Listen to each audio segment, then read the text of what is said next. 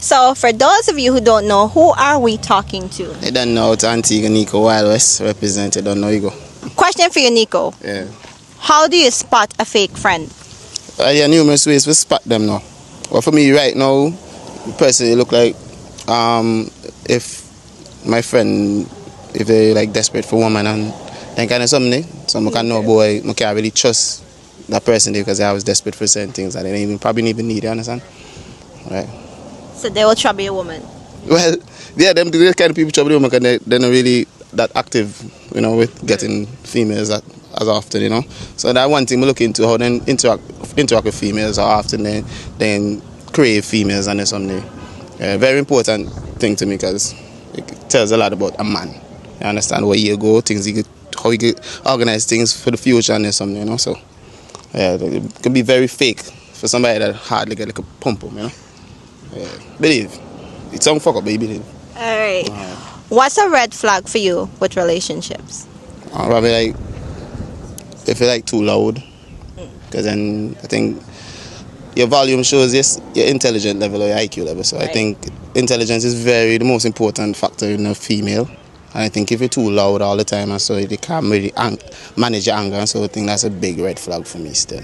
Can't really do that. I'm happy you said that because that leads to my next question. I keep hearing people say this louse term in the street. What is classified or what type of female is classified as a louse? Oh, it's so flexible. There's so many ways it could be considered a louse. It's not even funny, but for me, probably like a girl that doesn't really work and like try to gain from men all the time without trying to get it on her. Yeah, too much begging and stuff. It could be in a way that she probably has multiple sexual partners, but I don't really think that's a louse per se. I think a louse just try to gain a lot without trying to gain it by themselves or working hard for it. Just think they can scam man and something.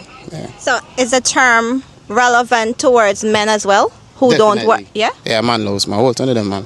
Whole ton of them out there. Yeah, call them begging, boy. But so you go. All right. Well, Niqko, on a more positive, outlook.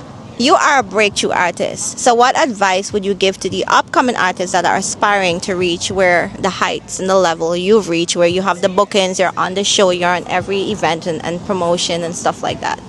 Well, don't be afraid to invest in yourself. That's the first thing. Never be afraid to invest in yourself. And find what works for you. Because everybody might not be on the same financial level. So if you have to use your dirty clothes and you have to use a background that works with the dirty clothes or your old clothes, you use that and you be consistent with it because it takes a very long while before a song sticks in someone's head. So you have to constantly be on your game. So that's my advice to them. Just be consistent and work with your financial situation. Don't try to be like other people. Yeah. Very well said. Last question. Yeah, man.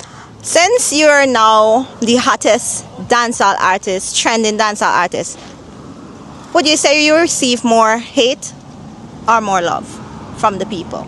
Well, there's a balance still. I would say more love, considering that the hate was always there. Okay. Because remember, you never really made it yet, no. You never really made it yet, so I always feel like it was hate there, not enough love. So I say the love is more now, like incredibly more now. Like, I can't see the hate. If you see the hate, it's just another distraction, but you have to see it. Because Byron Messiah, he told me that there's a balance. You can need the hate, and you can need somebody to motivate you. So you're going to be more careful now with the hate, and you need people around you to motivate you. You're rigged, so you have to there's a balance to it. So you need the hate. No matter nobody tell you stupid. I think you're a very humble artist, right? I really think so. So how is it that you manage to, keep the love with the people regardless of certain comments that you might read or certain things that you might see on the media? How do you still show love for those even when they're not showing that same love or that same energy back to you? It's not. I think some people don't really have the mental strength to, deal with certain things like that. But I think you need to be outside of the box. Yeah. Watching. You can't be a fan. You remember, you're not a fan. You can't really get emotionally, troubled or triggered from people like that. You just know the media is the media. It's just like you watch wrestling and you have the bad guy, good guy, and the good guy. Turn the bad guy is the audience. You can always, make and shift things, But that is for the people in the matrix. So And if you're not in the matrix, I had a school after that. Very well said. I can see why you're as successful as you are. Thank you so much, Niqko. All right.